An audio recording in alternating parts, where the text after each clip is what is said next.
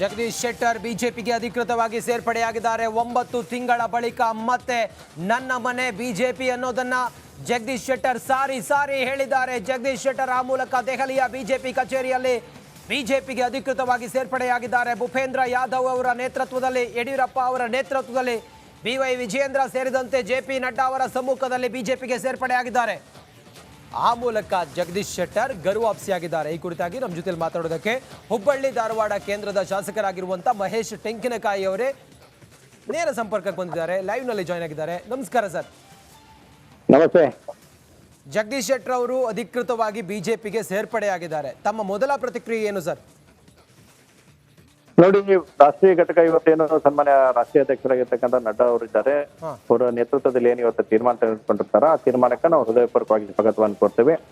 ಮುಂದಿನ ದಿನಮಾನಗಳಲ್ಲಿ ಪಾರ್ಟಿಯನ್ನ ಒಳ್ಳೆ ರೀತಿಯಿಂದ ಬೆಳವಣಿಗೆ ಮಾಡುವಂತ ದೃಷ್ಟಿಯಲ್ಲಿ ಇವೆಲ್ಲವೂ ಕೂಡ ಪೂರಕ ಆಗ್ತದೆ ಅನ್ನೋ ವಿಶ್ವಾಸ ಇದೆ. ಮಹೇಶ್ ಟೆಂಗಿನಕಾಯಿ ಅವರೇ, ಈ ಹಿಂದಿನ 2023ರ ಸಾರ್ವತ್ರಿಕ ಚುನಾವಣೆಯಲ್ಲಿ ನಿಮಗೆ ಎದುರಾಗಿದ್ರು 35,000 ವೋಟ್ನಿಂದ ಅವರು ಪರಾಜಯರಾಗ್ತಾರೆ. ಈಗ ಅವರು ನಿಮ್ಮದೇ ಪಾರ್ಟಿಗೆ ಗೇನ್ ಬಂದಿದ್ದಾರೆ. ನಿಮಗೊಂದು ರೀತಿಯಲ್ಲಿ ಥ್ರೆಟ್ ಅಲ್ವೇ ಇದು? ನೋಡಿ, ಭಾರತೀಯ ಜನತಾ ಪಾರ್ಟಿ ಒಳಗೆ ಯಾರು ಬರೋದ್ರಿಂದ ಹೋಗೋದ್ರಿಂದ ಯಾರಿಗೂ ಥ್ರೆಟ್ ಇರಲ್ಲ. ಆ ರೀತಿ ಥ್ರೆಟ್ ಬಟ್ ಅನ್ನೋದು ಯಾವ್ದು ಕೂಡ ವಿಷಯ ಬರುವುದಿಲ್ಲ. ಇವತ್ತು ಎಲ್ಲವನ್ನು ಕೂಡ ಪೂರಕವಾಗಿ ಪಕ್ಷದ ಹೈಕಮಾಂಡ್ ತೀರ್ಮಾನ ಮಾಡುತ್ತೆ. ಆ ತೀರ್ಮಾನ ಮಾಡಿದಂತ ಸಂದರ್ಭದಲ್ಲಿ ನಾವು ಸ್ವಾಗತ ಮಾಡಿ ಅದರ ಅನುಗುಣವಾಗಿ ಕೆಲಸ ಮಾಡೋದು ನಮ್ಮೆಲ್ಲರ ಕರ್ತವ್ಯ. ಒಬ್ಬ ಪಕ್ಷದ ಶಿಸ್ತಿನ ಚಿಂತೆಯಾಗಿ ಇವತ್ತು ರಾಷ್ಟ್ರೀಯ ನಾಯಕರು ಏನ್ ತೀರ್ಮಾನ ತಗೊಂಡಿದ್ದಾರೆ, ಆ ತೀರ್ಮಾನಕ್ಕೆ ನಾನು ಸ್ವಾಗತವನ್ನು ಮಾಡ್ತೇನೆ. ನೋಡಿ, ಆಗ್ಲೇ ಕಳೆದ ಸಲ 2018ರಲ್ಲೂ ನನ್ನ ಟಿಕೆಟ್ ಘೋಷಣೆ ಆಗಿತ್ತು, B.Pharm ಕೊಟ್ಟಿತ್ತು, ನಾಮಿನೇಷನ್ ಕೂಡ ಆಗಿತ್ತು. ಕೊನೆಯ ಕ್ಷಣದಲ್ಲಿ ಟಿಕೆಟ್ ಅನ್ನ ವಿಡ್ರಾಲ್ ಮಾಡ್ಕೋಬೇಕಂತ ಹೇಳಿದಾಗ ಅದನ್ನು ಕೂಡ ಕೇಳಿರ್ತಕ್ಕಂಥ ನಾವು ಒಬ್ಬ ಕಾರ್ಯಕರ್ತ. ಈಗ ಇವತ್ತು ಒಬ್ಬ ಕಾರ್ಯಕರ್ತ ಅಂತ ಆಸೆ ಇರುತ್ತೆ. ಪಾರ್ಟಿ ಏನ್ ತೀರ್ಮಾನ ತಗೊಂಡ ಆ ತೀರ್ಮಾನಕ್ಕೆ ನಾವೆಲ್ಲರೂ ಕೂಡ ಭದ್ರಾಗಿ ಕೆಲಸ. ಮಹೇಶ್ ಟೆಂಗಿನಕಾಯಿ ಅವರೇ, ಕಾಂಗ್ರೆಸ್ಗೊಂದು ಮರ್ಮಾಘಾತ, ಬಿಜೆಪಿಗ ಪಾಲಿಗೆ ಅಗೈನ್ ಈಗ ಜಗದೀಶ್ ಶೆಟ್ಟರ್ ಅವರು ಗರುವಾಪ್ಸಿ ಆಗಿರೋದು ಎಷ್ಟು ಪ್ಲಸ್ ಆಗುತ್ತೆ, ಎಷ್ಟು ಅನುಕೂಲ ಆಗುತ್ತೆ ಲೋಕಸಭಾ ಚುನಾವಣಾ ಸಂದರ್ಭದಲ್ಲಿ? ನೋಡಿ, ಇವತ್ತು ಯಾವುದೇ ಒಂದು ವ್ಯಾಲ್ಯೂ ಆಡೆಡ್ ಎಡಿಷನ್ ಅಂತ ಏನಂತೇವೆ ಆ ರೀತಿಯಾಗಿ ಇವತ್ತು ಆಗುತ್ತೆ. ಅದು ಅವ್ರು ಬರೋದ್ರಿಂದ ಒಂದಿಷ್ಟು ಒಳ್ಳೇದಾಗಿ ಆಗುತ್ತೆ, ಡೆಫಿನೆಟ್ ಇಲ್ಲ ಅಂತಲ್ಲ.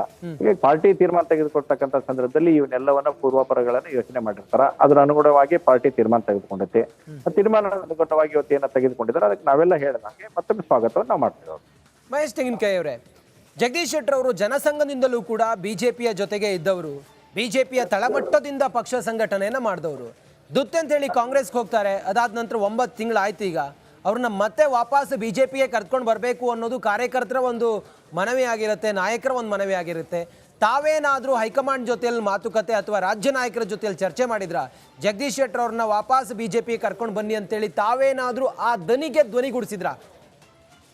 ನೋಡಿ, ಇದು ಪಕ್ಷದ 4 ಗೋಡೆಗಳಲ್ಲೇ ನಡೀತಕ್ಕಂಥ ವಿಷಯಗಳು. ಹೀಗಾಗಿ ಅವ್ನು ಯಾವ್ದು ಕೂಡ ಬಹಿರಂಗ ಪಡಿಸಕ್ ಆಗಲ್ಲ. ಪಾರ್ಟಿ ಏನು ಮಾಡಬೇಕಾಗುತ್ತೆ, ಪಕ್ಷ ತೀರ್ಮಾನ ತೆಗೆದುಕೊಂತಕ್ಕಂಥ ಸಂದರ್ಭದಲ್ಲಿ ಅನೇಕ ವಿಷಯಗಳನ್ನ ಅನೇಕರ ಜೊತೆ ಚರ್ಚೆ ಮಾಡಿರ್ತಾರೆ. ಅದರ ಅನುಗುಣವಾಗಿ ಇವತ್ತು ಆ ಎಲ್ಲ ನಿರ್ಣಯಗಳನ್ನ ಪಾರ್ಟಿ ತೆಗೆದುಕೊಂಡಿದೆ.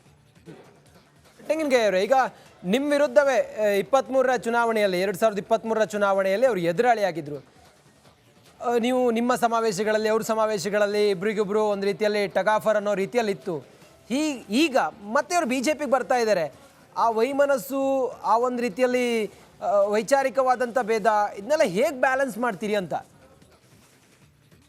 ನೋಡಿ, ಭಾರತೀಯ ಜನತಾ ಪಾರ್ಟಿಗೆ ಇದು ಯಾವುದು ಕೂಡ ಅನಿವಾರ್ಯತೆ ಇಲ್ಲ. ಈಗಾಗಲೇ ಭಾರತೀಯ ಜನತಾ ಪಾರ್ಟಿ ಒಳಗೆ ಒಬ್ಬ ಸಾಮಾನ್ಯ ಕಾರ್ಯಕರ್ತನ ಕೂಡ ನಾವು ಜೋಡಣೆ ಮಾಡಿದಂತ ಸಂದರ್ಭದಲ್ಲಿ ಕರ್ಕೊಂಡು ಹೊಂದಿಸ್ಕೊಂಡು ಹೋಗಿ ಕೆಲಸ ಮಾಡುವಂತ ಸಂಪ್ರದಾಯ ಇರುವುದು ಭಾರತೀಯ ಜನತಾ ಪಾರ್ಟಿಯಲ್ಲಿ. ಯಾರೇ ಬೇರೆ ಪಕ್ಷದಿಂದ ಬಂದ್ರು ಕೂಡ ಕರ್ಕೊಂಡು ಅವ್ರನ್ನೆಲ್ಲಾರು ವಿಶ್ವಾಸಕ್ಕೆ ತೆಗೆದುಕೊಂಡು ಹೋಗುವಂತದನ್ನ ಭಾರತೀಯ ಜನತಾ ಪಾರ್ಟಿ ಮಾಡುತ್ತೆ. ಆದ್ರೆ ಕಾಂಗ್ರೆಸ್ ಪಾರ್ಟಿಯಲ್ಲಿ ಈ ಕಲ್ಚರು, ಈ ಆಕ್ಟಿವಿಟಿ ಇರಲಿಲ್ಲ ಅನ್ನೋದು ಮತ್ತೊಮ್ಮೆ ಪ್ರೂವ್ ಆಗಿದೆ. ಇವತ್ತು ಯಾವ ರೀತಿಯಾಗಿ ನಡೆಸ್ಕೊಂತಾರ ಅನ್ನುವಂಥದ್ದು ಕಾಂಗ್ರೆಸ್ ಪಾರ್ಟಿಯಲ್ಲಿ ಪ್ರೂವ್ ಆಗಿರ್ತಕ್ಕಂಥ ವಿಷಯ. ಹೀಗಾಗಿ ಇಲ್ಲಿ ನಮ್ಗೇನು ಬಹಳಷ್ಟು ಸಮಸ್ಯೆ ಅನ್ನುವಂಥದ್ದಿಲ್ಲ. ಎಲ್ಲರನ್ನು ಕೂಡ ಹೊಂದಾಣಿಕೆ ಮಾಡ್ಕೊಂಡು ಕರ್ಕೊಂಡು ಹೋಗುವಂಥದ್ದನ್ನ ನಾವು ಮಾಡ್ತೇವೆ. ಸರ್, ಚುನಾವಣೆ ಆದ ನಂತರ ಜಗದೀಶ್ ಶೆಟ್ಟರ್ ಅವರು ತಮ್ಮ ಬಳಿ ಏನಾದರೂ ಮಾತನಾಡಿದ್ದು ಅಥವಾ ತಮ್ಮನ್ನು ಭೇಟಿ ಆಗಿದ್ದು, ಚರ್ಚೆ ಮಾಡಿದ್ದು ಇದೇನಾದ್ರೂ ಇದೆಯಾ? ಅದು ಯಾವುದೇ ರೀತಿಯಾದಂತ ಸಂಗತಿಗಳು ನಡೆದಿರ್ಲಿಲ್ಲ. ಇವತ್ತಿನ ಮುಂದೆ ನಡಿಬಹುದಾಗ್ತದೆ. ಬಹುಶಃ ಹಂಗಾದ್ರೆ ಇಬ್ರಿಗೂ ಈ ಮುಖಾಮುಖ ಭೇಟಿ ಅನ್ನೋದು ಒಂದು ರೀತಿಯಲ್ಲಿ ಇಬ್ರಿಗೂ ಹೊಸದಾಗಿರುತ್ತೆ ಅನ್ಸುತ್ತೆ. ಈಗ ಬಿಜೆಪಿಗೆ ಬಂದಾದ ನಂತರ ಅರಗಿಸಿಕೊಳ್ಳೋ ಸ್ವಲ್ಪ ಕಷ್ಟ ಆಗ್ಬೋದು ಅನ್ಸುತ್ತೆ ಇಬ್ರಿಗೂ. ಇಲ್ಲ, ಕಾರ್ಯಕ್ರಮಗಳಲ್ಲಿ ಸೇರಿದಂತ ಸಂದರ್ಭದಲ್ಲಿ ಅನೇಕ ಕಾರ್ಯಕ್ರಮಗಳಲ್ಲಿ ನಾವು ಕೂಡ ಭಾಗಿಯಾಗಿದ್ವಿ. ಆ ಸಂದರ್ಭದಲ್ಲಿ ಭಾಗಿಯಾಗಿದ್ದಿತ್ತು. ಆದ್ರೆ ಯಾವುದೇ ಪರಸ್ಪರವಾಗಿರ್ತಕ್ಕಂಥ ಮಾತುಕತೆಗಳಾಗ್ಲಿ ಕುಶಲೋಪರಿಗಳಾಗ್ಲಿ ನಡೆದಿದ್ದಿಲ್ಲ. ಇವತ್ತು ಅವರು ಭಾರತೀಯ ಜನತಾ ಪಾರ್ಟಿಯನ್ನು ಸೇರಿದ್ದಾರೆ. ಸೇರಿದ ಮುಂದೆ ನಡೆಯುತ್ತದೆ. ಮಹೇಶ್ ಟೆಂಗಿನಕಾಯಿ ಅವರೇ, ನಿಮ್ಮ ಕ್ಷೇತ್ರದಲ್ಲಿ ಅಂದ್ರೆ ತಾವು ಶಾಸಕರಾಗಿರುವಂತ ತಮ್ಮ ಕಾನ್ಸ್ಟಿಟ್ಯೂನ್ಸಿಯಲ್ಲಿ ಬಿಜೆಪಿ ಗೆತ್ತು ಅನ್ನೋದು ಬಿಟ್ರೆ ಲಿಂಗಾಯತ ಓಟ್ ಏನಿದೆಯಲ್ಲ, ಜಗದೀಶ್ ಶೆಟ್ಟರ್ ಅವರು ಕಾಂಗ್ರೆಸ್ಗೆ ಹೋದಾಗ ಸ್ವಲ್ಪ ಸ್ಪ್ಲಿಟ್ ಆಗಿತ್ತು ಅನ್ನೋದು ಒಂದಿಷ್ಟು ಚರ್ಚೆ ಇತ್ತು. ಈಗ ಮತ್ತೆ ಜಗದೀಶ್ ಶೆಟ್ಟರ್ ಅವರು ಬಿಜೆಪಿಗೆ ಗರುವಾಪ್ಸಿ ಆಗ್ತಾ ಇರೋದು, ಆ ಎಲ್ಲ ಏನು ಪ್ಯಾಚಪ್ ಏನಿತ್ತು, ಏನು ಹುಳುಕುಗಳೇನಿತ್ತು ಅದೆಲ್ಲದಕ್ಕೂ ಕೂಡ ಪ್ಯಾಚಪ್ ಆಗುತ್ತಾ ಮತ್ತೆ? ನೋಡಿ, ಮೊದ್ಲಿದ್ದು ಬಹಳ ಸ್ಪಷ್ಟವಾಗಿ ಹೇಳ್ತೀನಿ, ಯಾವ್ರೇ ಹೋಗೋದ್ರಿಂದ ಭಾರತೀಯ ಜನತಾ ಪಾರ್ಟಿಗೆ ಹೊಡೆತ ಬಿತ್ತ ಅನ್ನೋಂಥದ್ದನ್ನ ನಾವು ಯಾರು ಕೂಡ ಒಪ್ಪುವಂಥದ್ದಿಲ್ಲ, ಅದ್ರ ಒಪ್ಪುವಂತ ಪ್ರಶ್ನೆನೇ ಇಲ್ಲ. ಬೇರೆ ಬೇರೆ ಕಾರಣಕ್ಕಾಗಿ ಭಾರತೀಯ ಜನತಾ ಪಾರ್ಟಿಗೆ ಸ್ವಲ್ಪ ಹಿನ್ನಡೆ ನಾವು ಅನುಭವಿಸಿದ್ದೇವೆ. ಸರ್ಕಾರ ಅವರ ಗ್ಯಾರಂಟಿ ಯೋಜನೆಗಳು ಇತ್ಯಾದಿಗಳು ಬಂದಂತ ಕಾರಣಕ್ಕಾಗಿ ಇವತ್ತು ನಮ್ಗೆ ಸ್ವಲ್ಪ ಹಿನ್ನಡೆ ಆಗಿತ್ತು. ಅದರ ಕಾಸ್ಟ್ ಪಾಲಿಟಿಕ್ಸ್ ಅಂತಂದು ಏನ್ ನಾವು ತೆಗೆದುಕೊಂಡಾಗ ಅದು ಯಾವುದು ಕೂಡ ಒಪ್ಪುವಲ್ಲ. ಯಾಕಂದ್ರೆ ಇವತ್ತು ಭಾರತೀಯ ಜನತಾ ಪಾರ್ಟಿ ಯಾವ ಕಾಸ್ಟಿಂದ ತೆಗೆದಿತ್ತು ಅದೇ ಕಾಸ್ಟಿಗೆ ಕಾರ್ಯಕರ್ತನಿಗೆ ಟಿಕೆಟ್ ಕೊಡ್ತಕ್ಕಂಥ ಕೆಲಸ ಮಾಡಿತ್ತು. ಅದಕ್ಕೆ ಇಡೀ ರಾಜ್ಯದಲ್ಲಿ ಕೂಡ ಒಳ್ಳೆ ಪ್ರತಿಕ್ರಿಯೆ ಆಗಿತ್ತು.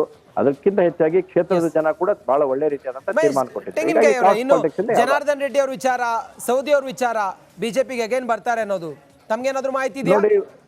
ನೋಡಿ, ಒಂದು ನಾವು ಯಾವಾಗ್ಲೂ ಕೂಡ ಭಾರತೀಯ ಜನತಾ ಪಾರ್ಟಿಗೆ ಯಾರು ಹೋಗಿರ್ತಾರೋ ಕರೆಯುವಂತದ್ದು ಹಾಗೆ ಆಗುತ್ತೆ, ಮಾಡ್ಬೇಕನ್ನೋಂಥದ್ದು ವಿಚಾರ ಇದ್ದೇ ಇರುತ್ತೆ. ನಾ ತಮಗೆ ಹೇಳುದಷ್ಟೇ, ಕೇವಲ ಭಾರತೀಯ ಜನತಾ ಪಾರ್ಟಿ ಬಿಟ್ಟು ಹೋದಾರಲ್ಲ, ಅನೇಕಿನ ಕಾಂಗ್ರೆಸ್ಸಿನ ಶಾಸಕರಾಗ್ಲಿ, ಅನೇಕ ಕಾಂಗ್ರೆಸ್ಸಿನ ಪ್ರಮುಖರು ಕೂಡ ಭಾರತೀಯ ಜನತಾ ಪಾರ್ಟಿ ಸಂಪರ್ಕದಲ್ಲಿದ್ದಾರೆ. ಮುಂಬರ್ತಕ್ಕಂಥ ಚುನಾವಣೆ, ಲೋಕಸಭಾ ಚುನಾವಣೆಯಲ್ಲಿ ಭಾರತೀಯ ಜನತಾ ಪಾರ್ಟಿ ಬಹುದೊಡ್ಡದಾದಂಥ ಗೆಲುವನ್ನು ಸಾಧಿಸುತ್ತೆ. ಅದಾದ್ಮೇಲೆ ರಾಜ್ಯದಲ್ಲಿ ಬಹುದೊಡ್ಡದಾದಂಥ ಪರಿವರ್ತನೆಯನ್ನು ಕೂಡ ತಾವು ಕಾಣ್ತೀರಿ. 28ರಲ್ಲಿ 28 ಅಂತೇಳಿ ಹೇಳ್ತೀರಿ. Thank you so much. Republic ಕನ್ನಡದ ಜೊತೆ ತಾವು ಮಾತನಾಡಿದ್ದಕ್ಕೆ. ಮಹೇಶ್ ಟೆಂಗಿನಕಾಯಿ ಅವರು ಹುಬ್ಬಳ್ಳಿ ಧಾರವಾಡ ಕೇಂದ್ರ ಕ್ಷೇತ್ರದ ಶಾಸಕರು ನಮ್ಮ ಜೊತೆಯಲ್ಲಿ ಮಾತಾಡಿದ್ರು. ಹಿಂದಿನ 23ರ ಚುನಾವಣೆಯಲ್ಲಿ ಮಹೇಶ್ ಟೆಂಗಿನಕಾಯಿ ಮತ್ತೆ ಜಗದೀಶ್ ಶೆಟ್ಟರ್ ಇಬ್ಬರೂ ಕೂಡ ಅಖಾಡದಲ್ಲಿದ್ದರು. ಬಿಜೆಪಿ